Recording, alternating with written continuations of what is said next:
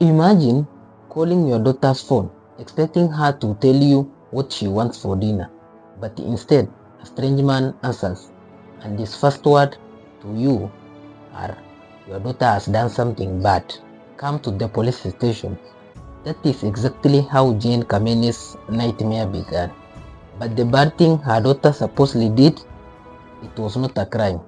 It was much, much worse. Stay with me because this story makes no sense. So let's talk about Mary. Mary Mbua was 20 years old. She was the definition of good girl. She was a Sunday school teacher. She spent her breaks at a barber shop reading her Bible. And she was literally the one keeping her family afloat after they were evicted from their home. This family has lost everything. They even had to sell their 12 chicken just to afford a tiny rented room. Mary and her brother Jack were the only hope they had left. Everyone who knew her said the same thing. She was disciplined, she was kind, and she didn't touch a drop of alcohol. But on November 15th, everything flips.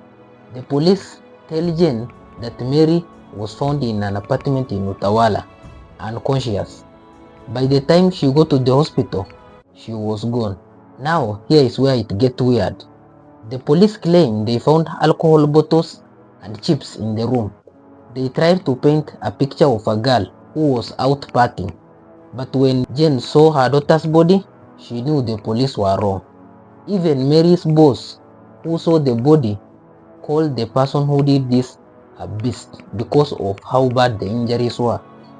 The autopsy later proved it that a blunt force trauma to her head.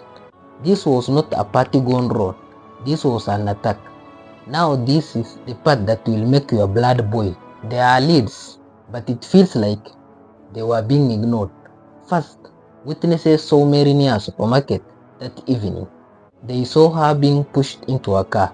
Second, there was a man in an area known for driving a car with a really loud music. The second Mary died, he vanished.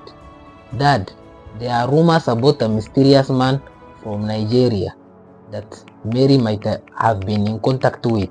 So, why months later, the family is still suffering and floating with zero answers? Mary's brother Jack says he feels like the truth is being hidden. He went from having a sister who taught him how to save money and stay disciplined to being a sole provider for a grieving mother.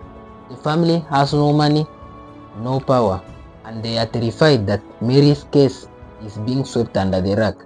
If you live in Utawala or Mihango area, or if you know anything about the car with the loud music, speak up. Let's make sure Mary's name does not just become another cold case. Share this because someone out there knows exactly who this beast is.